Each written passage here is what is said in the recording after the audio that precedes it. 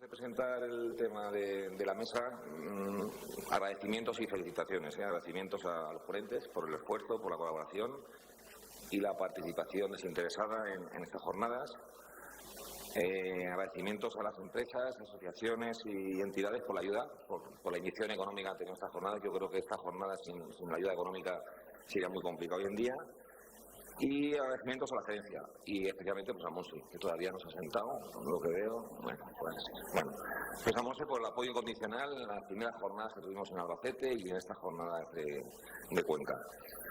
Creo que tiene que coger alguien testigo. He oído por ahí algo de Ciudad Real, ¿no, Marisa? ¿O no he oído nada de Ciudad Real? Bueno, pues ya veremos.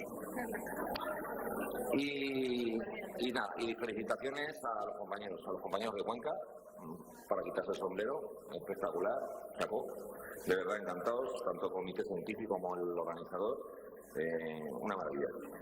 Y bueno, el tema de esta mesa es estrategias en la actuación del paciente crítico, ¿no? El primer ponente, que no está aquí, él es Carlos Blanco Martín, es enfermero de la Unidad de Talavera y es profesor asociado de la Universidad de Castilla-La Mancha.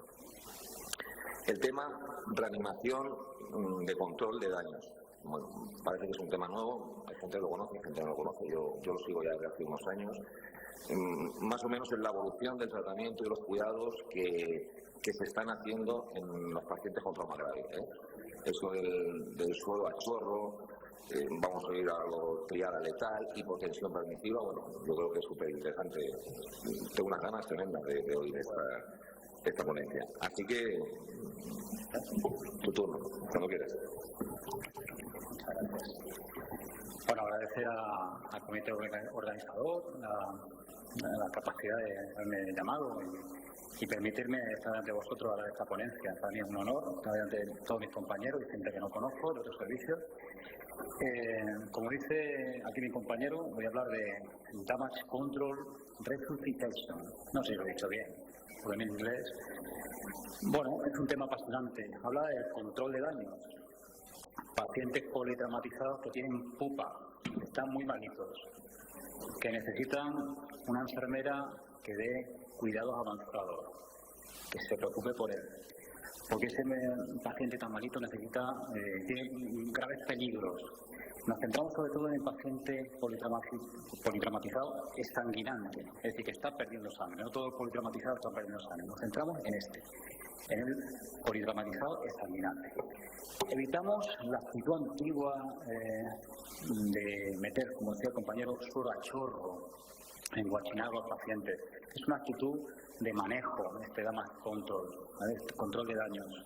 Evitar esa fluidoterapia agresiva, 3-14 en cada brazo, 3 litros de suero en 10 minutos. ¿Quién no lo ha hecho así de la gente más mayor? Apretar los sueros para que caiga chorro. Rápido, esos sueros fríos que estaban en la ambulancia en invierno. Pues queriendo hacer el bien, señores, estamos matando al paciente. No empeoremos, por tanto, el estado del paciente. Paciente sanguinado, paciente muy malito, paciente que presenta shock hipovolémico. Este paciente va a darnos la cara de la siguiente manera, presentando la triada letal. ¿Qué es la triada letal? Pues 3 patitas muy peligrosas que entre sí se entrelazan y quieren matar al paciente. Hipotermia. El paciente está frío porque está sangrando, porque no tiene perfusión tisular. Acidosis. Alien. Es ácido, ¿no? Que no sabía qué poner.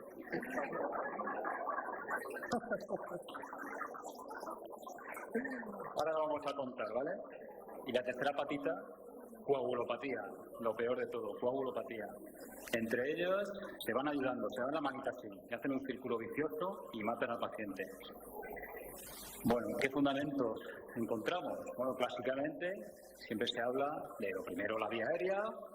Hasta que no se controla la vía aérea, no se pasa al siguiente. Después controlamos la ventilación, valoramos el politrauma, la ventilación, B, si tiene ergosoplantes, emisoras antigenéticos, etcétera. Y C, pues si tiene hemorragia, fracturas de huesos, de pelvis, hemorragia sanguinante, control del shock. Eso básicamente era así como se veía el politraumatizado. Hoy en día, al politraumatizado que sangra, delante de nosotros se está chocando, hacemos una trueque aquí, un cambio, y le ponemos C. Primero, a ese que se está desangrando delante de nosotros no le empiezo a intubar. No, le ponemos la manita encima de la herida. Le ponemos un torniquete con mayúsculas. Que torniquete, que no se pone, que no se pone. Cuando se está desangrando el paciente, se pone. ¿Vale? Una hemorragia de ese tipo necesita un torniquete y no pasa nada por ponerlo, ¿vale? Los militares que tienen mucha experiencia en esto lo apoyan y son los que trabajan en estas cosas y tienen muchos casos lo apoyan, torniquete, ¿vale? Por tanto, C, primero C, se te desangra, C, cada hematíe es oro, no podemos dejar perder un solo hematíe en balde. Estamos hablando en la calle sobre todo, ¿eh? El DAMAC tiene 4 objetivos fundamentales. Pues podemos hablar de conseguir una hipotensión permisiva, que veremos ahora lo que significa, una reanimación hemostática, control de la hemorragia, perfusión de sangre, cirugía rápida, precoz y breve, y, como no, cuidar, somos cuidadores, cuidar de la tridada letal, son cuidados de enfermería puros. Bueno, la hipotensión permisiva, ¿qué significa eso? Pues no intentes que suba de 80 de sistólica a 130, metiendo 3 litros de suero. Los motivos ya los estamos exponiendo, vamos a hemodiluir la sangre, vamos a fastidiar la cascada de coagulación. Pero es que si yo consiguiera a ese paciente que está chocado con una hemorragia interna abdominal, por ejemplo, que subiera a 130, por sentido común, esta sangre, esta tensión arterial que aumenta, empieza a golpear el coágulo que está ahí cerrando la arteria esplénica o cualquiera y volvería a resangrar. No me interesa que tenga hipertensión o que suba tanto, que tenga pico de tensión, ¿entendéis? No busco 130 de tensión, nos conformamos con 90, que mantiene la irrigación de los órganos vitales. Hay una salvedad, si hay TC, ya sabéis, estuche cerrado, aumenta la PIC, no hay fuerza suficiente para entrar a ese estuche cerrado y sí que interesa tener una tensión más alta para mantener la irrigación, la presión de perfusión cerebral. Esta es la única salvedad. Entonces, el TC y con soy hipovolémico está fastidiado, no tiene muy mal. Bueno, reanimación hemostática, pues, ¿qué vamos a hacer ahí? Pues reconocer rápidamente que está en shock y tratarlo de la manera que tengamos. Lo primero, evitar la hemorragia externa que podemos localizar.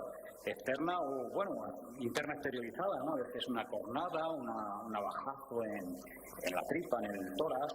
A veces podemos meter los dedos, ¿no? Lo habéis visto alguna vez, ¿no? Metemos los dedos, notamos el pulso de la arteria y lo mantienes ahí a petas y te tiras ahí hasta el hospital, ¿vale? Entonces, reconocer y tratar, si necesario, torniquete o un manguito a 180 de presión hasta que deje de sangrar, ¿vale? Pero no dejar de serviciar ni un solo hematíe, ¿vale? Y, como no lo tenemos, algún día lo tendremos. No sé si es caro o barato, pero yo veo este vídeo y alucino, ¿no? Un cerdito le han cortado la femoral, sangra como un cerdo y le echan unos polvitos mágicos, hacen una presión ahí, lo vais a ver ahora. Después de 90 segundos, echan los polvitos, se llaman Cedox, las secan primero, echan los polvitos, aprietan, bueno, hacen un coágulo y cortan la hemorragia. Impresionante, ¿vale? Una cornada, y hay una agresión con arma blanca, esa fractura abierta, a lo mejor está sangrando porque tiene una arteria femoral abierta. Después de 5 minutos ha formado un coágulo ahí bastante bien asentado, ¿vale? Bueno, lo que decíamos antes, ¿cuántos litros de agua? Porque no es otra cosa que agua, lo que le metemos, agua salada. ¿Cuántos litros de agua le metemos?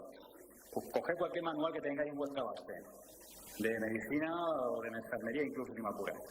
Politraumatizado en shock, canalizar 2 vías de grueso calibre, 2,14 o 3 si quieres en cada brazo. ¿Para qué? ¿Vas a meter 5 litros? ¿Qué metemos? ¿Qué tenemos en la calle? Suero salino, venga, lactato. ¿Cuánto? Bueno, pues ahí he puesto una pauta de las muchas que hay. Bueno, 1,5 litros en 1 hora. Y es mucho. según la filosofía esta del control del daño, eso es mucho agua. Bueno, si le puedo meter 1.500 en una hora, pues 520 minutos. ¿Qué es lo que realmente necesita el paciente? ¿Qué necesita? A ver, sangre. Sangre. ¿Tenemos sangre en la UBI? Hoy por hoy no. Pues corre, zapatilla y manta, como decía aquel, ¿no? A correr, ¿vale? No nos entretenemos demasiado.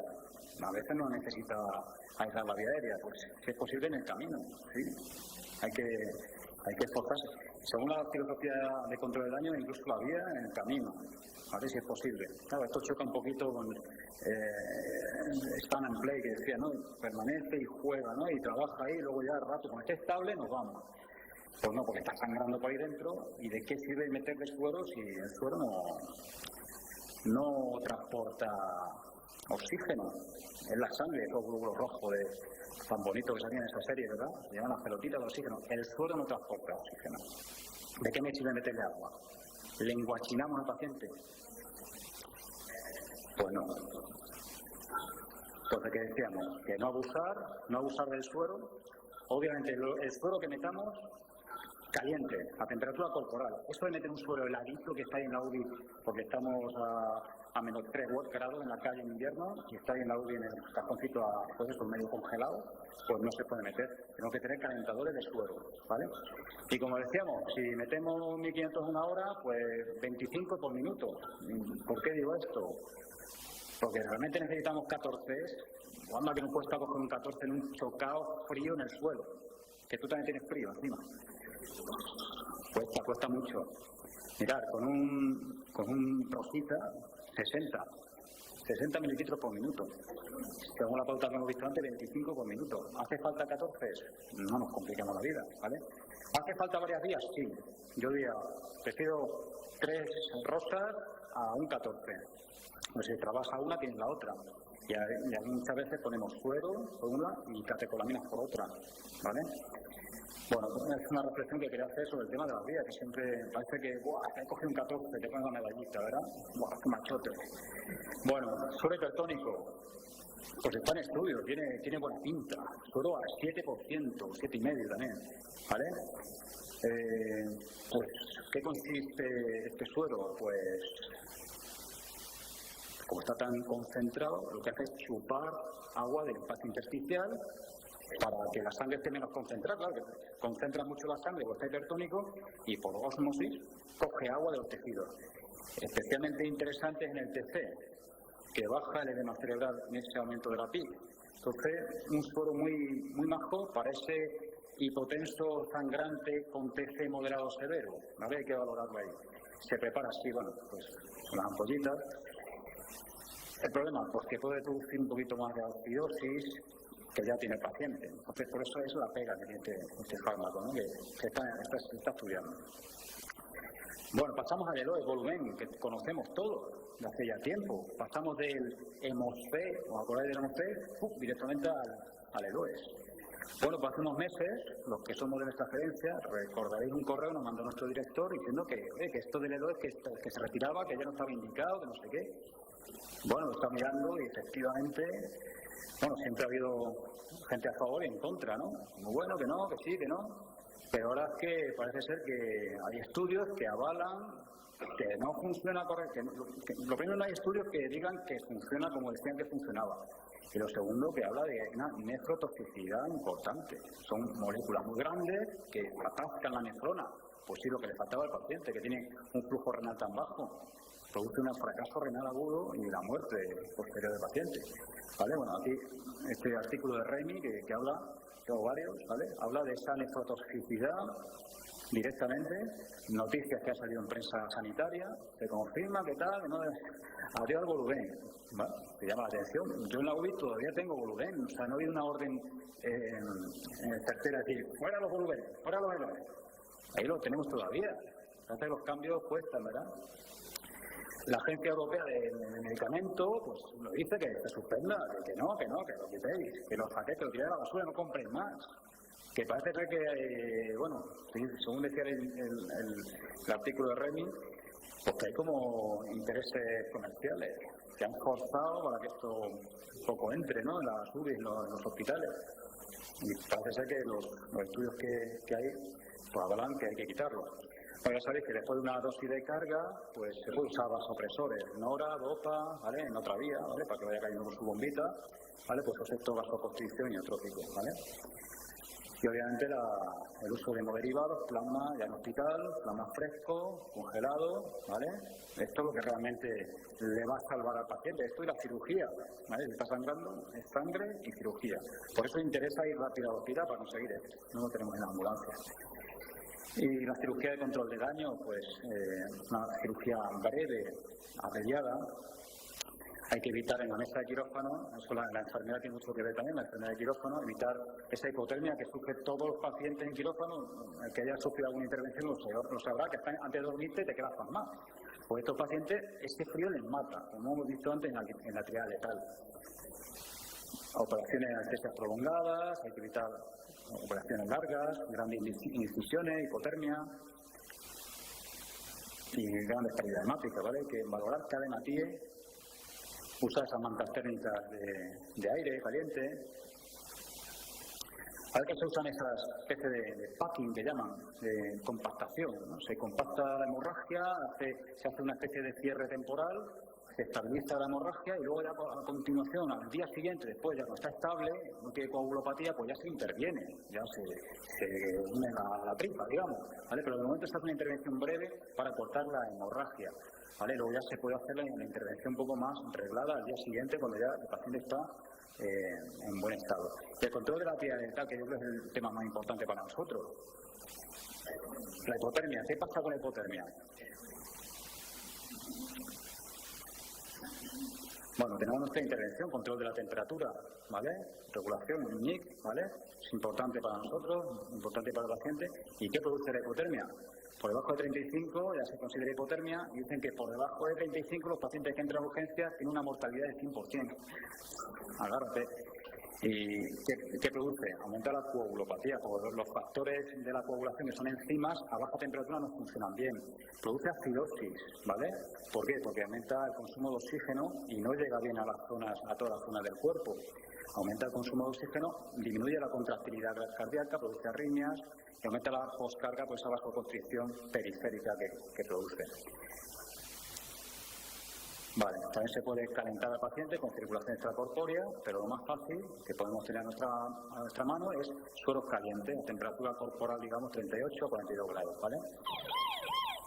Bueno, las mantas térmicas en la UME, que no sé si en vuestros UBI los tendréis, nosotros lo tenemos hace tiempo, unas mantas térmicas como las que hay en reanimación de quirófano, que se unen por un tubo a la calefacción del coche y calienta al paciente, viene muy bien, ¿vale? Esa temperatura añadida aparte del suero. La acidosis. ¿Qué pasa con la acidosis? Al haber anemia, al haber vasoconstricción periférica, se produce una vasoconstricción, que falta la llegada del oxígeno a los tejidos. ¿Y qué ocurre? Se pone en marcha el plan B. ¿Cuál es el plan B de una célula cuando no recibe oxígeno? Pues el metabolismo anaerobio. Problema, que libera ácido láctico a cantidades industriales. Entonces, en la acidosis que produce, pues también graves alteraciones en la depresión miocárdica, no funciona bien la bomba de potasio y sodio del propio corazón, arritmias, por tanto, disminuye la respuesta a catecolaminas y, como no, más coagulopatía, que he dicho antes, que las enzimas de la cascada de coagulación no funcionan bien en un estado ácido, ¿vale? Todo esto empeora y ayuda al estado del paciente que se complique más y más. La coagulopatía, dice que una buena parte de los politraumatizados que entran en urgencia ya están en coagulopatía. ¿Por qué se produce coagulopatía? Ya te digo, mete 2 litros de suero en media hora, en 20 minutos estás diluyendo los factores de coagulación. Luego tengo 800 focos hemorrágicos. Eso consume enzimas de la cascada de coagulación. Es una coagulopatía por consumo, hemodilución. La hipotermia, como he dicho, también actúa. Otras enfermedades adyacentes y consumo de factores, como he dicho, son todos que trabajan. ¿Qué podemos hacer en la UBI móvil con respecto a la coagulopatía? Porque en urgencia pueden hacer un INR y un poquito actuar. Pues se está estudiando también en nuestra hospitalaria ciertos fármacos como el ácido tranexámico y el factor 7A recombinante. Este último parece que está dando problemas y lo están, hasta donde yo sé, lo están descatalogando, o están, no está yendo la cosa bien, ¿no? Mientras que el ácido tranexámico sí que he visto varios artículos que lo apoyan, ¿vale? Y además su efectividad se encuentra, si lo utilizamos antes de la media hora, de la primera media hora del sangrado, ¿vale? Se pone 1 gramo en 100 y luego una perfusión en 8 horas. O sea que sí que, bueno, sería recomendable, pues voy a estudiar este tema porque a lo mejor nos pondría de bien, ¿vale? Actúa a nivel de la cascada de coagulación, ¿vale? Inhibe la plasmina, inhibe la rotura de la fibrina, ¿vale? Bueno. Y ya termino, ¿vale? Con unas conclusiones. Simplemente por recordar lo que he dicho. A nuestro paciente le tenemos que cuidar, la hipotermia es muy importante, ¿vale? Y un cuidado de enfermería puro, ¿vale? La acidosis mata, junto con la hipotermia y la coagulopatía. Evitar esos sueros a chorro, no querer recuperar una tensión de 140, sino mantenernos con una hipotensión permisiva de 90, recordarlo siempre.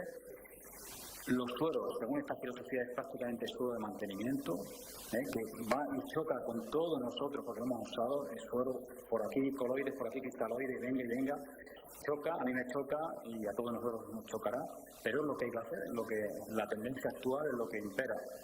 Poco suero y más gasoil, más rápido al llegar al hospital para que le preparen la sangre, ¿de acuerdo? Y poco más, ¿vale? Esto es lo que quería contaros. Segundo ponente, Francisco José Simón Sánchez. Él es enfermero del helicóptero de Ciudad Real. El tema a tratar: reanimación con líquidos en el acceso intraóseo, factores que determinan la velocidad de infusión.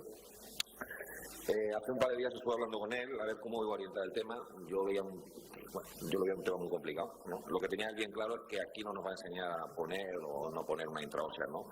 La idea de él es, pues bueno, si todo vale o no todo vale a la hora de administrar líquidos por la intraósea. Bueno, os dejo con él. Pues muchas gracias por la presentación, porque me has ahorrado 1 minuto, ya el título es largo, ¿sí?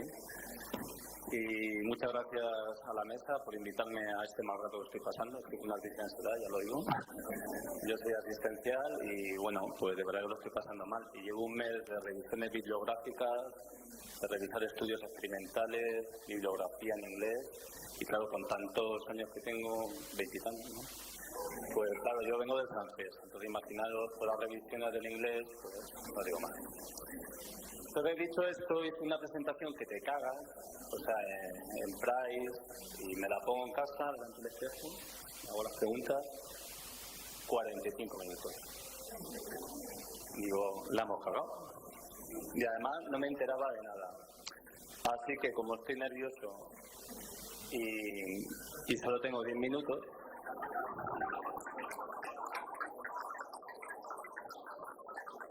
pues empezar por el final.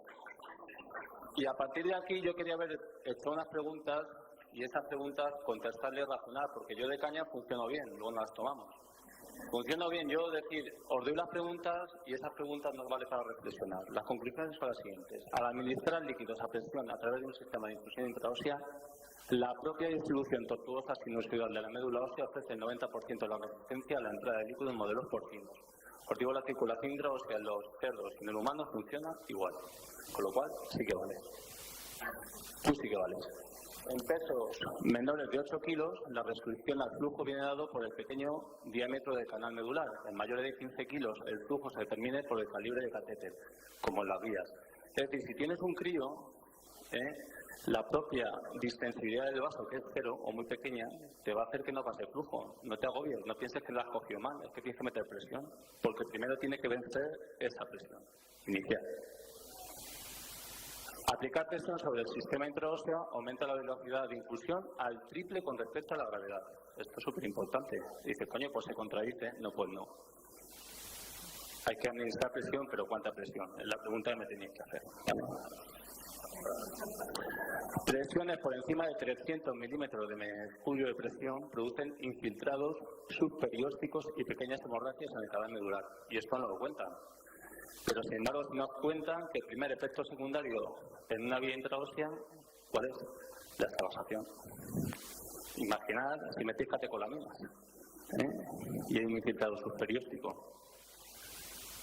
El dispositivo de taladro, JEPA, ha demostrado una tasa de eficacia mayor del 90% en el primer intento de la tibia proximal con respecto al de disparo o a los de presión.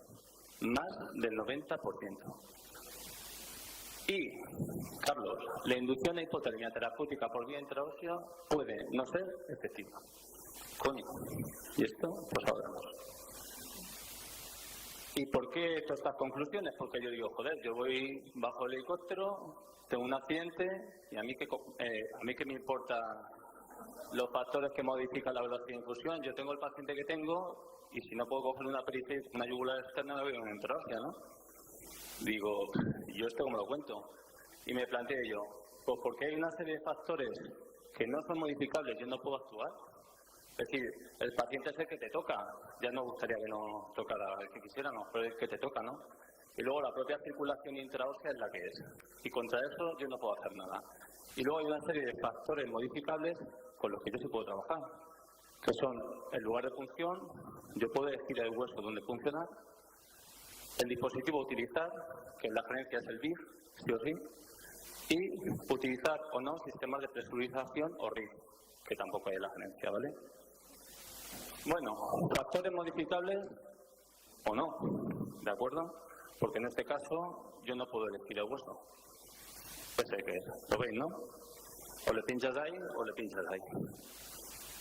Vale, ese sería el primer factor, el individuo. Y al igual que el individuo es un factor no modificable, ¿de acuerdo? La anatomía de la circulación intraósea tampoco es modificable, es la que es. A ver, ¿dónde está la gracia cuando pincho una intraósea? Fijaros en la flecha. Acceder a la sangre que llena eso, ¿de acuerdo? Que son los tortuosos sinusoidales, que vienen de qué? De la red de Haber. Los conductos de Goldman desembocan toda la sangre en un gran seno central, que es muy distensible, hasta 5 veces su tamaño, y todo esto comunica ¿con qué? Con el sistema venoso. Y la pregunta que me tienes que hacer, ¿y cuál es el flujo de sangre que pasa? Pues lo ha dicho antes Carlos, de 5 a 25 mililitros minuto cada 100 gramos de hueso. En cerdos o en humanos. Con lo cual, todo lo que intente aumentar por encima de eso, pues es que se va a oponer. Watson y colaboradores, Stoffel y colaboradores lo demostraron en el 95. Cuando tú aumentas en un sistema de infusión la presión, el 90% de la resistencia la ofrecen los propios tortuosos sinusoidales. ¿Y por qué? Es la pregunta que me tenéis que hacer. ¿No me la hacéis? Pues porque el hueso opera bajo una restricción de presión constante, siempre constante. El hueso está sometido a procesos de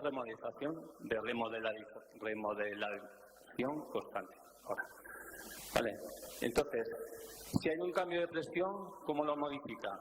Aumentando o disminuyendo el calibre del vaso, que es hasta 5 veces distensible en su tamaño. ¿Vale? Lo entendéis ahora, ¿no? Bueno, pues eso yo no lo puedo modificar. ¿Qué puedo yo modificar o dónde puedo yo actuar? En el lugar de función. No voy a extender. Hay muchos sitios donde coger intraósea, yo aquí no voy a enseñar, pero todos los estudios dicen que el lugar de función más fácil, sea niño, sea adulto, es la tibia proximal. La más fácil. El periósteo es más fácil de atravesar y es más fácil de localizar anatómicamente. ¿De acuerdo? Y ahí lo veis. En azul, niños, adultos, y en amarillo, niños y adultos. La que más. Ese es el lugar de función. Y hay 3 tipos de dispositivos que yo también, como factor modificable, puedo utilizar. Hay dispositivos de presión, el CUS, el Hagidin, el FATS, dispositivos de impacto o disparo, que es el BIR, son por los israelitas, y dispositivos de taladro, que es el CTIO. Hay ventajas e inconvenientes. Los manuales, porque yo puedo manejar la presión hasta llegar a la médula ósea, pero probablemente solo puedo utilizarlos en un hueso. ¿De acuerdo? El PAS en concreto en el esternón. Aunque tiene otras ventajas, y es que Cuando cojo con un FAST, que lo usan los americanos, el hueso, pues va directamente al sistema venoso a través de la vena ácigos y permite 185 mililitros minuto, o sea que ya es, ¿vale? Tiene otros inconvenientes. Bueno, el que no guste, el de calado es el único inconveniente que yo le veo, pues que hay que ensamblarlo, aunque se tarda poco, el tamaño para transportarlo es mayor que el BIF y el precio, sobre todo el precio, ¿vale? Pues nada, esto sería el sistema FAST, ¿vale? Y veis que está contraindicado en menores de 3 años y si tengo un trauma grave que le tengo que poner un collarín, pues ya no me vale. Y si tengo que hacer RCP, pues probablemente también interfiera. ¿De acuerdo? Esto es un sistema manual o de presión. Y lo usan el ejército americano.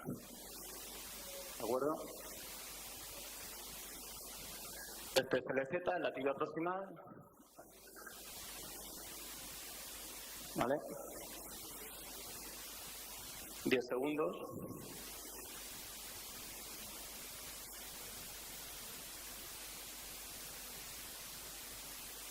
Ahí lo tienen.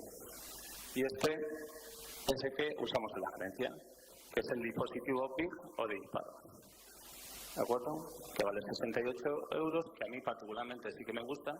Es fácil de manejar, muy intuitivo, si sigues la flecha y no te pincha en la mano. Fácil de colocar y más barato. ¿De acuerdo?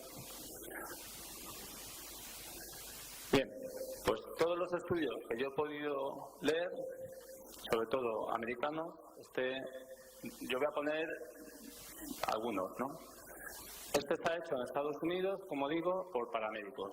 Es un estudio triple ciego y le decían a los paramédicos, a ver, el ordenador en el primer caso, el primer acceso, o lo vas a hacer por un acceso intravenoso o por el EZ en la tibia proximal o por el EZ en el húmero. Y eso era el ordenador el que lo dictaminaba. Como veis, el EZ en la tibia proximal consigue resultados por encima del 90%, por un 41% en el acceso intravenoso o un EZ en el húmero de un 50 y tantos %, ¿de acuerdo? Y luego, a todo paso le preguntaban a los americanos, oye, ¿y cuál te ha resultado el más difícil? Y todos coincidían en que el disparar en el húmero es complicado, porque tienes que tener una clara referencia anatómica y luego los americanos, pues su índice de masa corporal, pues tan gordito, ¿no? Y costaba. Bueno, otro estudio que compara dispositivo manual Cook con respecto a EZ pues parezco representante del EZ. Bien, por no entretenerme, con el Cook consigo en el primer intento sobre un 80% de tasa de aciertos, por un 98% con el EZ. Luego hay otro estudio curioso, porque digo, coño, nosotros usamos el BIF, voy a ver qué pasa con el BIF, que compara el uso del dispositivo BIF con el EZ. Y con el BIF consigue tasas de acierto sobre el 80% con respecto al EZ, que siempre va a estar por encima del 90% y siempre la tibia proximal. Y si veis abajo la tasa de tiempo, desde que localizo al paciente, le quito la ropa, localizo el hueso y disparo o pincho, oscila en torno a 1,7 a 2,3 minutos y no hay diferencias claras entre unos y otros. Digo, bueno, pues voy a buscar estudios que me digan qué pasa si solo uso el BIF. Y me voy a los militares, a la base de Irak, en Afganistán, donde misiones ENS de evacuación sanitaria en helicóptero, estos no se andan con tonterías, porque la táctica de combate no les permite otra cosa que disparar BIF. Y consiguen una tasa de acierto del 80% en el primer disparo en helicóptero, consiguiendo un 100% total si lo hacen luego en el hospital, en el Roleros, ¿de acuerdo? Con lo cual, es una tasa alta. Bueno, el siguiente factor que yo podría modificar es presurizar el sistema de infusión intraósea. Digo, vamos a buscar estudios que relacionen esto. El estudio este de Warren nos dice que si cojo una intraósea con un calibre del 18 por una intravenosa del 22, que más o menos se asemejan, y a la intraósea le meto una presión a 300 milímetros de mercurio, consigo tasas, como veis, en todos los huesos, cercanas al triple, una con respecto a la otra. Esto también lo dice Shostal, que además nos dice que a partir de 15 kilos lo que determina la resistencia al paso del flujo ya no va a ser la médula ósea, sino el catéter. A mayor catéter, mayor flujo, como la vía intravenosa. Igual, intraósea presión de soporte de 300, intravenosa gravedad, con un 13 o un 22. 42 mililitros minutos por 17. Esto es curioso porque compara dos intraóseas, una con presión y otra por gravedad. Y lo compara en la tibia y en el húmero, no encontrando diferencias significativas en cuanto al flujo en un hueso u otro. ¿De acuerdo? Y luego digo, joder, pero no me cuadraba porque, por un lado, la propia circulación intraósea ofrece resistencia al paso del flujo y, por otro lado, estoy presurizando el sistema. Voy a buscar algo que me compare ambos métodos y busco estudios americanos donde utilizan un autoinfusor. Tú coges este cacharro, le pones el suero y te olvidas. No es una bomba de perfusión. Tú lo que determinas es la presión a la que quieres que vaya el flujo, pero lo puedes, pues en una catástrofe o en guerra sobre todo, cogerle la vía al paciente, lo dejas en el suelo, lo enganchas a la muñeca y se acabó. Y compara flujos a 270 milímetros de mercurio de presión con el RIF con respecto a unos 460 con la intraósea. Y observan claramente que hay subinfiltrados periósticos y hemorragias en la médula ósea. Con lo cual ya te tiene que hacer pensar qué pasa si metes todo fisiológico. Pues nada. Pero ¿qué pasa si metes catecolaminas? ¿Qué va a pasar luego? Pues esa es la reflexión y la pregunta que me tenéis que hacer. Y por último, digo, ¿y podría afectar la temperatura del líquido a infundir? Y este es un estudio muy reciente y me gustó un montón porque cogen al cochino, lo meten en quirófano y le pinchan en la cabeza y monitorizan el seno sagital y con una sonda transesofágica se ponen a meter suelo frío a 4 grados durante 17 minutos. El cerdo baja, como veis ahí, de 38 grados a 33 grados por el sistema intravenoso. Mientras que por el sistema intraóseo, después de pasarle a 30 mililitros por kilo durante 33 minutos, no consiguen bajar más allá de 34,4 grados. Y esto pues te hace pensar, esto es un estudio muy serio, que probablemente el sistema intraóseo para hacer hipotermia terapéutica pues no nos va a dar. ¿Vale? Y a partir de aquí, como solo tenía 10 minutos, pues preguntas.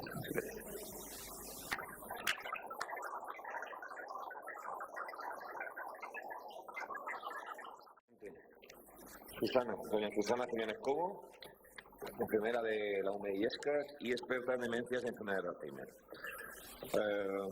El tema es estabilización del paciente geriátrico en situación crítica. Supongo que cuando hemos leído todo esto, hemos dicho, pues sí, es que cada vez tenemos más pacientes geriátricos, ¿no? Hemos tenido 5 avisos y hemos tenido 4 pacientes geriátricos. Pues cada vez va en aumento. Os cuento, lo que he leído yo en la unidad donde trabajo, de los últimos 4 o 5 años, el porcentaje de pacientes geriátricos que hemos tratado, el último año está en torno al 40%, y el primer año de los últimos 5 años un 32, un 33%. Aproximadamente un tercio, y vamos para 1 de cada 3 pacientes que atendemos son pacientes geriátricos. ¿Vale? Muy bien. Pues nada, como todos, lo primero dar las gracias por aportar mi granito de arena y dar la enhorabuena a todos mis compañeros, que ha estado todo genial. Para estar nervioso ha estado muy bien. Y bueno, pues vamos a empezar un poco a ver un tema que no nos gusta mucho, que es un tema que no se ve mucho en la hospitalaria, porque los abuelitos son abuelitos y se tienen que morir. Entonces, en la hospitalaria es un poco como hacer un curso de urgencias en geriatría, mucho más interesante en pediatría o neonatología. Ahí llevar a los bebés, ahí... Es que lo de llevar un abuelito se ve un poco todavía en la emergencia.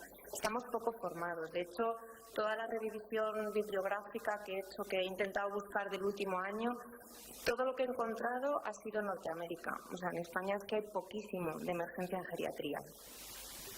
Las peculiaridades de un poco esta sesión es que no vamos a hablar de fisiopatología en geriatría, ni voy a ponerme a contaros los cambios del envejecimiento ni cómo es la enfermedad atípica en el anciano, porque eso, como buenos profesionales de enfermería que sois, todos lo sabéis. Entonces vamos a ir a algo que es un poco más novedoso, a una forma de trabajar que tienen en Norteamérica, que creo que es bastante mejor, y a una forma de triaje diferente para enfermería. Bueno, el objetivo es que, bueno, como ha comentado ya nuestro compañero, cada vez vemos más personas mayores. Si os dais cuenta ahí en esa presentación que hay puesta, esto viene del Instituto Nacional de Estadística, y en el año 2031 aproximadamente el 20% de la población española será mayor de 65 años. De hecho, el paciente mayor constituye uno de los principales usuarios de los servicios de las urgencias prehospitalarias. Esta es la población que atendió la UBI móvil de Castilla-La Mancha, todas las provincias, en el año 2012. En el sector de la izquierda, el color moradito es el total que vimos, que sería el 100%, y en el de la derecha tenemos que el 25% eran mayores de 65 años, o sea, el 50% eran mayores de 65 años y el otro 50% menores de 65 años. A ver, que me falta esto. ¿Y qué número de pacientes trasladamos mayores de 65 años con la SUBI? Pues trasladamos el 50% de todos los que trasladamos eran mayores de 65 años. Yo creo que es motivo suficiente para que nos empecemos a formar un poco más en geriatría. Bueno, como os he dicho que no voy a hablar de enfermedades atípicas en el anciano ni de cambios del envejecimiento, ¿qué vamos a tratar un poco hoy? Bueno, pues la estandarización de cuidados de enfermería en geriatría, para que todos los niveles existenciales que trabajamos con personas mayores, tanto la emergencia extrahospitalaria como la primaria y la especializada, hablemos un lenguaje común a la hora de trabajar en geriatría, ¿vale? Este grupo poblacional se va a aprovechar más que ningún otro de que haya una buena estandarización de cuidados y que estemos interrelacionados todos los niveles asistenciales. ¿Cómo voy a actualizar un poco vuestros conocimientos? Pues por un tema que es muy poco tratado en este servicio, que es la detección del anciano frágil. Eso ha sonado un poco raro, seguro. Bueno, pues su asistencia en casos de urgencia y el nuevo modelo de cuidados estandarizados que ya se está dando en Norteamérica. Vamos a ver, la principal característica diferencial de la enfermedad aguda en una persona mayor, en un anciano, es su tendencia a la incapacidad, especialmente en condiciones de fragilidad, ¿vale? ¿Qué entendemos por fragilidad? Entendemos por fragilidad el deterioro progresivo de la adaptación a los cambios. Una persona mayor no se adapta a los cambios igual. No es lo mismo un síndrome coronario agudo en un paciente de 80 años que en un paciente de 40, para nada. Ni el tratamiento farmacológico ni los cuidados de enfermería. Está alterada la reserva funcional y los mecanismos de control homeostáticos en el paciente. ¿Y cómo vamos a detectar y evaluar a ese paciente que es frágil? Pues el deterioro progresivo de la adaptabilidad a los cambios va a fundamentar que la toma de decisiones en geriatría se fundamente en la función. O sea, nosotros tenemos que intentar que el paciente que estamos tratando con la UBI al poco tiempo esté en su casa en las mejores condiciones posibles. No que esté en su casa como una plantita, sino que esté en su casa y se mueva y vuelva a salir a la compra y tenga relación con los suyos, porque nos sirve de poco llevar a casa un abuelito de 90 años en un estado lamentable. Por lo menos que al final de la vida tenga un poco de calidad. El principal objetivo de las UBIs, ¿cuál debería ser en geriatría? Pues al menos retrasar el deterioro funcional del paciente. Vamos a tener un poco de sentido común todos con las personas mayores y vamos a saber discriminar quién merece la pena ser trasladado en un servicio medicalizado y quién no. Y quién merece la pena quedarse en casa a bien morir y no ir paseando en una ambulancia a que llegue a un hospital y hagan encarnizamiento terapéutico con él, que esperemos que todos lleguemos, con suerte. ¿Cómo podemos conseguir esto? Que parece así un poco utópico. Bueno, pues primero vamos a tener claro lo que es un anciano y lo que es un anciano frágil. Una persona mayor, en España, a efectos de estudios epidemiológicos, consideran que ya eres mayor con 65 años. Ya te jubilas y ya gastas más de lo que ingresas y ya te la das a pañir. Entonces, a partir de los 65 empezamos ya somos mayorcitos. Pero en cuanto al concepto de geriatría, existe una visión totalmente diferente que no practica el ageísmo, no utiliza la edad por sí, sino discrimina un poco el criterio en el paciente por su capacidad funcional y por su calidad de vida. Entonces, ¿cómo va a clasificar la geriatría al anciano, a la persona mayor? Está la persona mayor autónoma, que es el típico que es totalmente independiente en actividades avanzadas de la vida diaria, que lleva sus finanzas, que tiene pisos alquilados y que vive muy bien porque se lo ha currado toda la vida y todavía viaja y sale y entra. Ese es el anciano sano, que tiene un día un síndrome coronario agudo y aunque tenga 78 años, pues es un señor que está genial, con una calidad de vida súper buena. Y luego tenemos a la persona mayor súper dependiente, el típico deterioro cognitivo gravísimo, con un GDS-7, que lleva años sin hablar con nadie, en una camita, vida cama sillón, y que lleva la UBI y va y lo traslada. Llama al soporte, la vuelo para arriba, vuelo para abajo, la familia que no sabe qué hacer, porque claro, muchas veces le dice a la familia, ¿qué quiere usted, que le traslademos? La hija, ¿qué te va a decir? No, me lo quedo en casa, que se muera. ¿Qué van a decir los hermanos, los vecinos, todos? Vamos a intentar involucrar a la familia lo justo y a darles unos razonamientos lógicos de por qué se debería quedar en casa. Bueno, aparte que muchas veces no sé por qué llega la UBI, pero bueno, eso ya es una cosa del centro coordinador, que si está por ahí Alberto, que ha hablado esta mañana. ¿Por qué llega la UBI a un deterioro cognitivo severísimo, con un poquito de insuficiencia respiratoria por un moco que se ha atascado? Pues porque en el centro coordinador se han hecho muy pocas preguntas. Eso sería otro tema. Lo dejo ahí para otra. Bueno, y a caballo entre unos y otros están estos de los que vamos a hablar. Los ancianos frágiles. Estos que están ahí cogiditos con pinzas, pero que todavía viven muy bien en casita y que de repente un día pues tienen una hemorragia digestiva por los harines, se ponen muy malitos y tienen que ir a la UBI, o tienen un ACV hemorrágico, o tienen un síndrome coronario agudo, y que es gente que tenía una buena calidad de vida, aunque eran ancianos frágiles, y que con nuestra actuación podemos hacer que vuelvan a casa hechos un asco, ya dependientes, o que con una buena actuación, sobre todo de enfermería, vuelvan dignamente a casa. Entonces, vamos a calificar a la persona mayor frágil como aquella situación de salud en la que el equilibrio es inestable y tiene un elevado riesgo de incrementar su incapacidad y demanda de cuidados.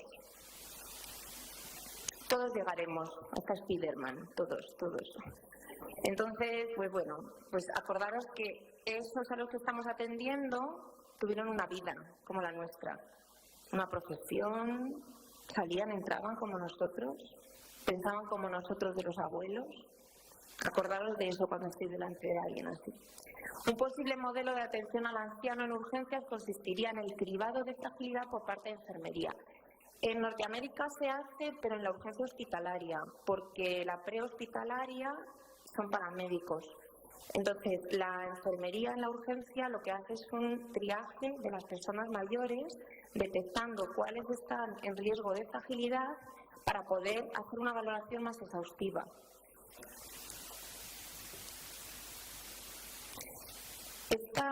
Este cribaje se va a hacer en todo paciente mayor de 65 años que solicite asistencia de urgencias prehospitalarias.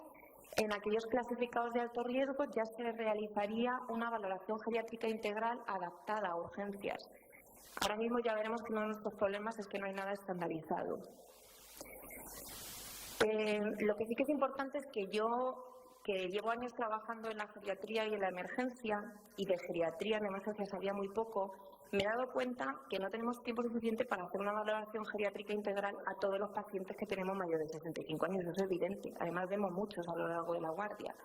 Entonces, ¿a quién merecería la pena hacérsela? A este paciente, al paciente frágil. El que está muy bien y se pone rápido, independiente para actividades avanzadas de la vida diaria. Y el que está muy mal también se pone muy rápido, dependiente para todas las actividades básicas de la vida diaria. Y ahí el que está en medio es el que, en el que nos podemos extender un poquito más para que la información sea útil. La valoración geriátrica integrada, ¿qué nos va a ayudar? Pues a ubicar definitivamente al paciente y hacer un buen plan de seguimiento por parte de los equipos que trabajan también con ellos, primaria especializada. ¿Qué existe para identificar al anciano con riesgo? Bueno, pues solo existen 2 escalas norteamericanas, que yo, con el buen inglés que tenemos en España, ya lo sabéis, no lo voy a leer. Leo las siglas, ISAR es una de ellas, y consta de 6 preguntas sobre la situación funcional antes y después del proceso agudo, memoria, visión, consumo de fármacos, uso de servicios hospitalarios. Se puntúan como 0 si es un sí y 1 si es un no. Se considera anciano de riesgo aquel que tiene una puntuación total mayor o igual a 2. Y a mayor presencia de factores de riesgo, mayor probabilidad de presentar sucesos adversos al mes y a los 6 meses de la atención de urgencias. Y luego está la segunda escala, que es la TRFT. Consta también de 6 cuestiones sobre aspectos funcionales, mentales y sociales, consumo de fármacos, uso de servicios hospitalarios, recomendación profesional. Se puntúa igual que el anterior, pero no un sí. Se considera anciano de riesgo también el que tiene una puntuación mayor o igual a 2 y se correlaciona con los episodios adversos al mes y a los 4 meses tras el suceso urgente. Ahí tenéis un poco un cuadro, aunque se ve un poco mal, os lo cuento por encima, comparativo de las 2 escalas. Las 2 escalas, por supuesto, valoran el nivel funcional del paciente, que es muy rápido de valorar. En una de ellas habla un poco de la higiene y la necesidad de ayuda en el vestir y todo eso, y en la otra de las transferencias y la deambulación. A nivel mental y social, una habla sobre todo de los problemas sensorios y la otra del deterioro cognitivo. Una ve el problema sensorial importante y la otra no lo valora. Y la polifarmacia, que es uno de los grandes síndromes geriátricos, lo valoran las 2. El uso del hospital, si ha estado en los últimos 6 meses ingresado más de una vez, también es importante. Y en la segunda escala utilizan la recomendación profesional, y es que la enfermera de triaje del hospital, cuando llega el paciente, pues recomienda si esa persona puede estar con cuidados hospitalarios domiciliarios. En Estados Unidos hay una enfermera para cuidados domiciliarios, pero hospitalarios. Entonces, en vez de tenerlos en el hospital, ahí echas un asco con el camisón ese asqueroso que se te ve medio culo, están en casita con sus pijamas, con sus hijos, y la enfermera hace una atención como hospitalaria. En las 2 escalas, cuando la puntuación es menor o igual de 2, pasaríamos a realizar una evaluación geriátrica integral, eso que tanto se hace en primaria, y que sería genial que la extrahospitalaria pues aprendiera un poquito a veces de primaria y lo adaptara. Por supuesto, tenemos nuestras limitaciones que luego las vamos a ver. ¿En qué consiste? Lo sabéis casi todos, pero os hago un refresquillo. Consiste en una evaluación de un paciente que es eso tan bonito que dicen nuestras predecesoras, un ser holístico, que es así como muy zen. Pues sí, pues no somos un cuerpo solo, somos un cuerpo, una mente, que voy a correr, que ya me dicen que estoy acabando. Bueno, la evaluación geriátrica integral que todo el mundo conocemos, hay que hacer una evaluación clínica, funcional, mental y social. ¿Qué sería lo ideal en este caso? Pues que en la UBI, que estamos el médico y el enfermero como sanitario para recoger información, cogiéramos información cada uno de una parte y no hubiera una duplicidad de información. Lo típico que llegas y tú con buena fe le preguntas al paciente, ¿vive usted solo? ¿Va usted solo al baño? ¿Sale a la compra? Y al rato viene el médico, ¿vive usted solo? ¿Sale? Pues no, pues si el médico está viendo los informes hospitalarios, cogiendo un poco los antecedentes médico-quirúrgicos y la medicación que toma y demás, y el enfermero está haciendo una valoración funcional, pues en el mismo tiempo estamos obteniendo mucha información y podemos hacer una valoración geriátrica integral. Bueno, esto solamente para que veáis que sí que hay escalas adaptadas, hay pocas, pero hay una escala para valorar situación cognitiva en emergencia extrahospitalaria en Estados Unidos que se llama 6-Item Screener y que solamente son 3 preguntitas de orientación temporal más una de memoria. Es muy rápida de hacer al paciente, ¿vale? Si tiene más de 3 errores o igual, está en riesgo. Luego hay otras que tenéis ahí varias que son también rápidas para poder hacer una evaluación geriátrica. ¿Qué complicaciones tiene el modelo de la extrahospitalaria? La escasez de tiempo, que todos lo sabemos, que no hay escalas de valoración socioambientales adaptadas a nuestro servicio, que en el traspaso de información al hospital, en muchas ocasiones la información, como hemos visto durante estas jornadas, no se registra en papel y si el traslado es en soporte muchas veces se pierde. Y esto es reiterar sobre lo mismo, los registros, y es muy importante. Como conclusión es que hasta la fecha de hoy, por desgracia, no existe una valoración geriátrica adaptada a urgencias hospitalarias validadas, ni un modelo de atención al paciente frágil con el suficiente grado de evidencia como para su universalización, que por lo general la valoración urgente está orientada al motivo de consulta sin reconocer las peculiaridades del anciano ni tener en cuenta aspectos funcionales, mentales y sociales, y que la detención del paciente de alto riesgo o frágil es fundamental en la toma de decisiones. Y una última cosa así muy rápida, y os quiero hablar de una señora que a lo mejor alguien conoce. Se llama Rita Levi Montalcini. Ella nació el 22 de abril de 1909 en Italia. Murió el 30 de diciembre del 2012, el año pasado, con 100 y algún años. Es premio Nobel de Fisiología y Medicina en el año 1986, con 77 años, por los factores de crecimiento celular, neuróloga y doctorada en neurocirugía, que con 77 años era premio Nobel de Medicina. Esa señora, que además era una señora paciente con alto riesgo de fragilidad, una señora que si la buscáis en internet es la típica abuelita con su escoliosis delgadina, súper arrugadita, seguro que con enfermedades crónicas, una paciente con un alto riesgo de fragilidad. Si el día antes de recibir el premio Nobel tiene una hemorragia digestiva en su casa y va a la UBI, ¿creéis que la trataríamos igual sabiendo que al día siguiente iban a darle un premio Nobel de Medicina? No sé, vamos a ver más allá de un cuerpo, ¿vale?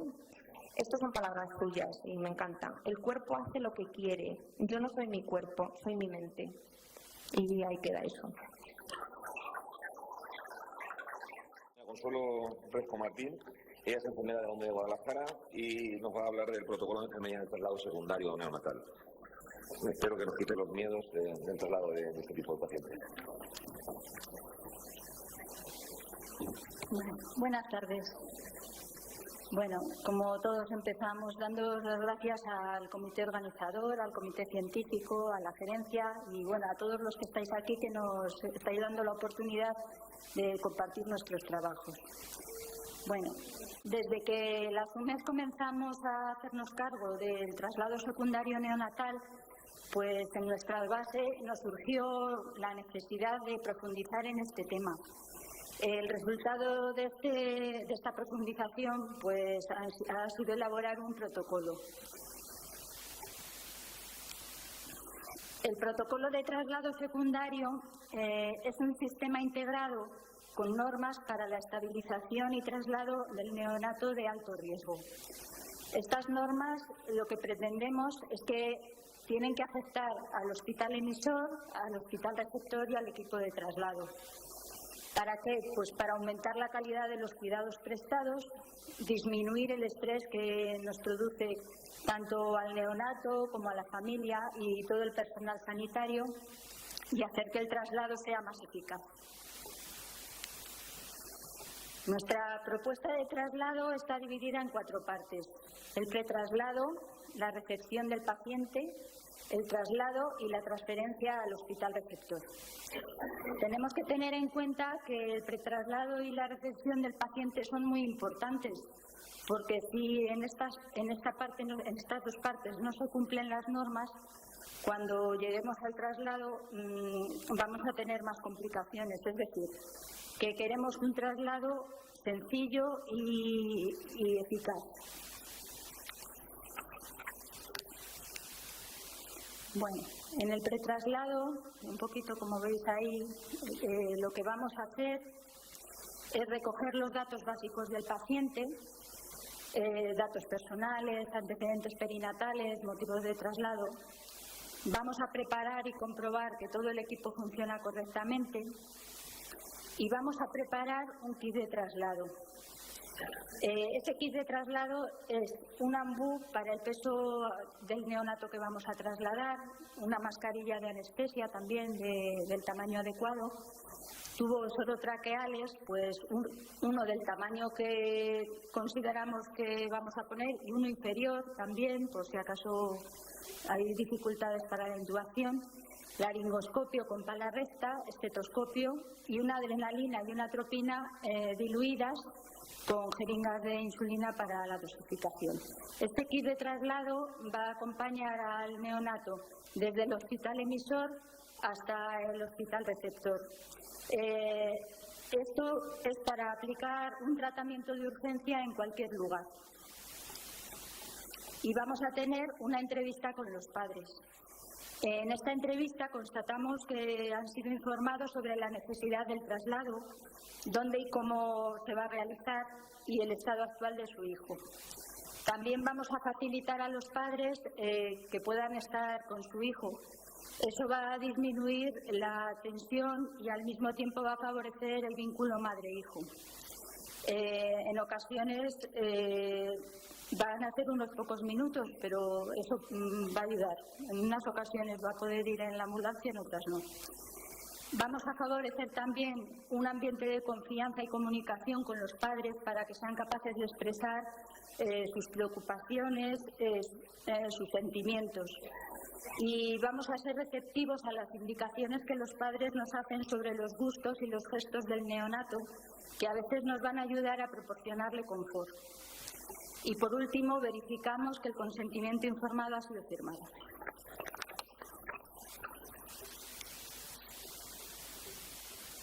La recepción del neonato. Pues aquí vamos a identificar al paciente con la pulsera madre-hijo y vamos a recoger los informes de enfermería que nos proporciona el enfermero emisor y una hoja de prescripción de medicación adaptada al peso que nos la va a proporcionar el neonatólogo. Esta hoja es de gran ayuda para la utilización y dosificación de medicamentos que no están en el tratamiento, pero que en un momento de urgencia podemos necesitar o de sedación. Vamos a hacer una valoración del paciente, que bien puede ser el ABCDE o bien puede ser otro tipo de valoración con las 14 necesidades de Virginia Henderson o patrones funcionales de Gordon, según lo que utilicemos en nuestras unidades. Y vamos a definir unos diagnósticos enfermeros de la NANDA, unos resultados y unas etiquetas o intervenciones MIC. Muy importante es valorar la estabilidad térmica, respiratoria, hemodinámica y metabólica. Hasta que el paciente no está estable, no podemos salir del hospital emisor. Y vamos a registrar en la hoja de traslado secundario pues todas estas valoraciones que hemos recogido y todos los dispositivos que porta el paciente, como es el tubo orotraqueal, las sondas, los catéteres. Siempre tenemos que medir la longitud, por ejemplo, del catéter umbilical, las sondas, y tenemos que comprobar también la permeabilidad. Vamos también a registrar los tratamientos y perfusiones que tiene el paciente y las pérdidas. Bueno, entonces ya, una vez que el paciente está estable, podemos iniciar el traslado.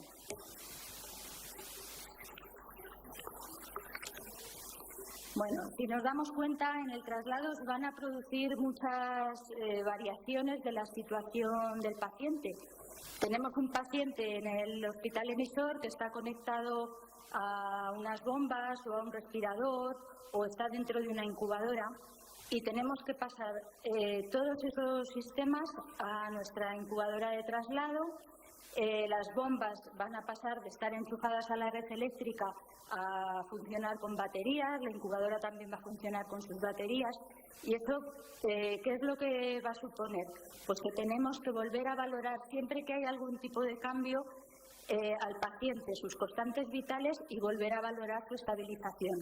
Si os dais cuenta, pues cuando pasamos al paciente de la incubadora a nuestra incubadora, o cuando llegamos a la ambulancia y volvemos a quitar las baterías, o sea, enchufamos y entonces las baterías dejan de funcionar y empieza a funcionar la parte eléctrica.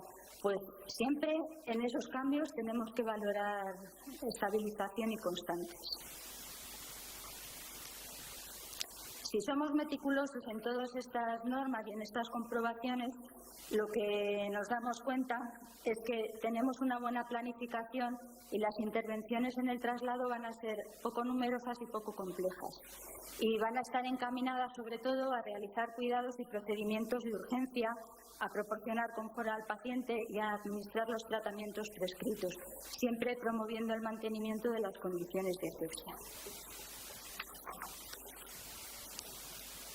Una vez que llegamos al destino, volvemos a desconectar la incubadora de las tomas eléctricas de la ambulancia y volvemos otra vez empieza a funcionar otra vez todo el sistema de baterías. Es decir, que volvemos a valorar al paciente y volvemos a valorar su estabilización.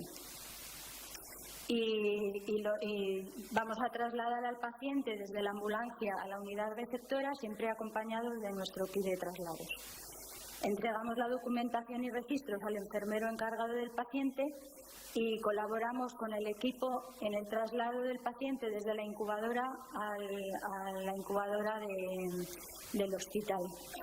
Estos traslados, el que hicimos en el hospital emisor de la incubadora y el que hacemos en el hospital receptor, deben ser traslados coordinados, no mayores de 15 segundos para evitar que el paciente pueda disminuir su temperatura y tenga la hipotermia. Al final lo que hacemos es, pues como en todos los avisos, limpieza y reposición del material utilizado. El traslado secundario debe ser un traslado ágil, pero en él debe primar la estabilización sobre la velocidad. La velocidad sin estabilidad sabemos que nos lleva al fracaso. Pero, bueno, estoy hablando todo el tiempo de estabilidad. Entonces voy a definir un poquito estos 4 tipos de estabilidad de los que he hablado. La estabilidad térmica, pues ¿cómo la vamos a conseguir? Hay que precalentar la incubadora, hay que hacer mínimas manipulaciones y cuando tenemos que hacer intervenciones intentar agruparlas para que la apertura de las puertas de la incubadora no lleven al paciente a la hipotermia. El ambiente de la ambulancia debe ser alrededor de unos 24-25 grados. Debemos vigilar también la temperatura de las perfusiones y cuando utilizamos manta térmica debemos verificar que el paciente ya tiene una temperatura adecuada. Si a un paciente que está hipotérmico le ponemos una manta térmica, lo único que hacemos es hacer perdurar su hipotermia. Y para que no se enfríe, pues la utilización del gorro es muy conveniente. Si tenemos que corregir la temperatura del neonato con la incubadora, tenemos que hacerlo lentamente. Es decir, que tendremos que aumentar como máximo 1 grado centígrado cada hora. Y en el caso de que verifiquemos que el paciente está hipotérmico, vigilar también la diferencia que hay entre la temperatura periférica y la temperatura central.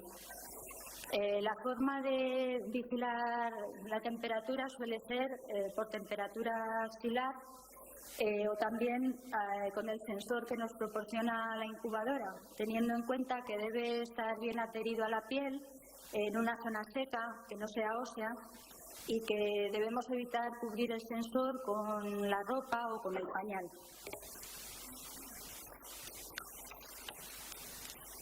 En cuanto a la estabilización hemodinámica, pues nos tenemos que dar cuenta que es tan mala... creo que me he pasado una diapositiva, nos falta la de... este daba problemas. Bueno, en la estabilización respiratoria...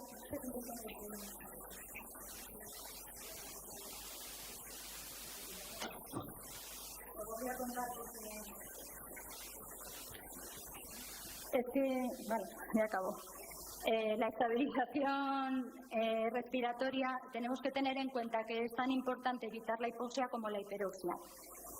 Antes de salir el paciente debemos tener una gasometría capilar que verifique su estabilidad, y en caso de que el paciente no esté estable, siempre hay que utilizar el dispositivo de aporte de oxígeno más adecuado. Es decir, si tenemos oxígeno ambiente, pues a lo mejor tienen que ponerle la CPAP al paciente, o si tenemos CPAP y no está estable, poner intubación traqueal, pero nunca arriesgar. Porque siempre ese tipo de cuidados es mucho más complicado hacerlos en el medio de transporte que en el hospital. Si el neonato está intubado, es importante que porte una radiografía previa del hospital y que tenga una sonda orogástrica también. Y para valorar la estabilidad durante el traslado vamos a utilizar el pulsosímetro y el capnógrafo. En cuanto a la estabilización hemodinámica, pues debemos darnos cuenta que el equilibrio hemodinámico está determinado por el mantenimiento del gasto cardíaco adecuado, y si el paciente tiene inotrópicos sería bueno monitorizar la tensión arterial invasiva. En caso de que esto no sea posible, pues utilizamos el manguito de tensión adecuado a su peso, y asegurar 2 accesos venosos. Y las bombas de infusión preferiblemente tendrían que ser bombas de jeringa, porque la medición es mucho más exacta. Asegurarnos que tenemos cantidad suficiente de sueros, perfusiones y fármacos, y que la relación que hay de miligramos mililitros sea fácil de dosificar. Y por fin, la estabilización metabólica, pues tenemos que tener en cuenta que el paciente, el neonato, puede tener hipoglucemias. Entonces antes de salir debemos realizar una glucemia, y si no hay estabilidad antes de salir también deberían ponerle una perfusión de glucosa al 10%, y a los 30 minutos aproximadamente de iniciar la perfusión valoraremos de nuevo la medición de glucosa. En cuanto al equilibrio ácido-base, que refleja los mecanismos fisiológicos para mantener el pH, pues en los neonatos hay que darnos cuenta que la mayor parte de los desequilibrios vienen por problemas ventilatorios, es decir, que ajustando los parámetros ventilatorios podemos conseguir otra vez el equilibrio, aunque hay ocasiones en que si es de origen metabólico es preciso administrar bicarbonato. La comunicación entre los profesionales de salud que intervienen en el traslado es fundamental para el beneficio del paciente, y los beneficios que vamos a conseguir son continuidad y calidad de los cuidados enfermeros.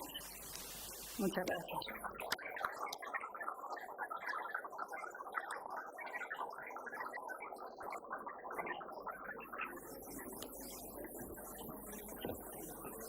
Consuelo, muchas gracias. Muy mal de tiempo vamos, y pasamos ya rápidamente al... La mesa ha sido un espectáculo, nos ha gustado mucho. Tengo un par de preguntas, una es para Consuelo y otra es para Carlos, un par de dudas que me surgen. Consuelo nos ha hablado de la estabilización del paciente pediátrico neonatal, en el traslado secundario, y me gustaría que me dijera si hay algún tipo de sistema de retención para la seguridad en el neonato.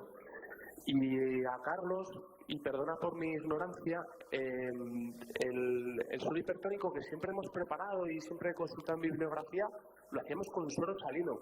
¿Tiene alguna ventaja el utilizar el suero glucosado para hacer un hipertónico? Gracias. Es simplemente comodidad. Tú pones en un suero glucosado, es agua, a efectos de osmolaridad, digamos, y tú pones la cantidad exacta. No tienes que buscar el equilibrio entre lo que hay y lo que tienes que meter. Lo que es más fácil, meter en una botella vacía, meter lo que quieres. Estar calculando, hay tanto, vamos a ver lo que falta. Es por comodidad, ¿vale? Se puede hacer de dos maneras,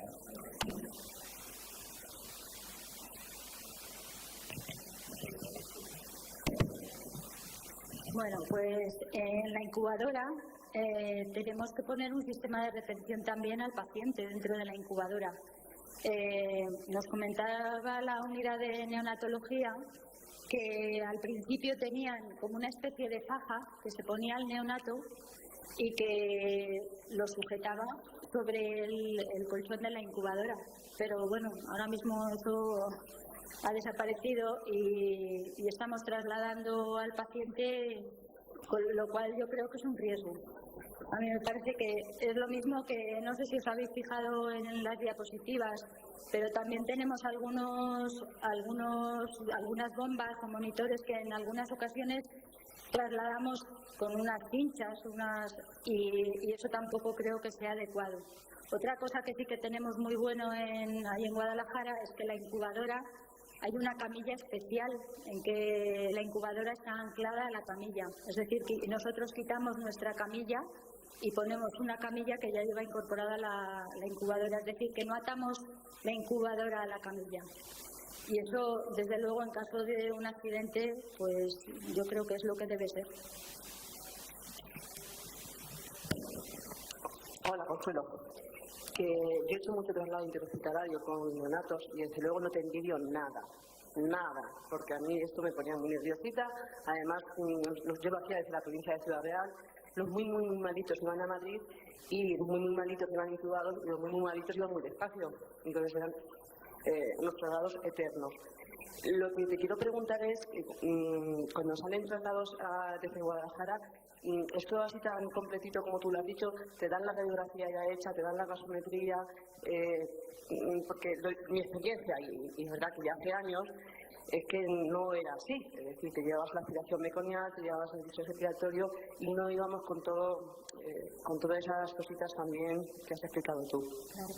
Eso es lo que intentaba decir al principio, que es el protocolo que hemos intentado hacer es un protocolo integrado, en el que no es solamente lo que nosotros vamos a hacer, sino cómo debe ser colaborando el hospital emisor, nuestro traslado y luego el hospital receptor. Es decir, que el que tenga una radiografía no es un capricho nuestro, sino que cuando tú trasladas al paciente, por ejemplo, tenemos un paciente que se le ha puesto un catéter umbilical o que tiene un tubo orotraqueal, le tenemos que hacer una radiografía. Si a nosotros nos dan esa radiografía, por una parte, nuestro traslado va a ser más seguro porque sabemos que ese tubo está en su sitio, que ese catéter está en su sitio, pero además también, si llevamos la documentación necesaria al hospital receptor, va a evitar que a lo mejor cuando llegue allí le hagan otra radiografía. Porque nosotros hemos anotado, el tubo está a tantos centímetros y con el tubo a tantos centímetros la radiografía muestra que el tubo está aquí. Y cuando llega allí, si ven que está a los mismos centímetros, pues a lo mejor le tienen que hacer menos pruebas, ¿no? Entonces, por eso es un protocolo en el que tenemos que estar implicados todos y debemos, de alguna forma, esto establecerlo con los otros dos servicios, claro.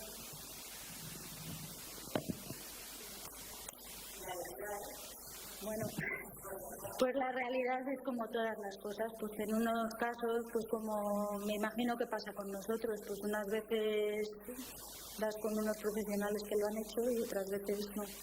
Pero bueno, es como lo que decimos lo que hablábamos del sistema de retención o lo que una cosa debemos definir cómo debe ser. Y otra cosa a veces es como es la realidad, pero tenemos que tender a hacerlo de la manera que sea más correcta.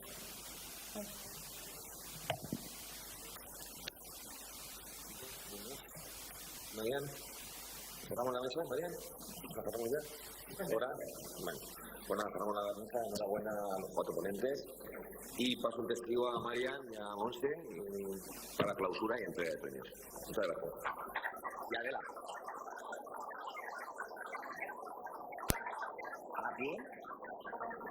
Ah, y a la decana también.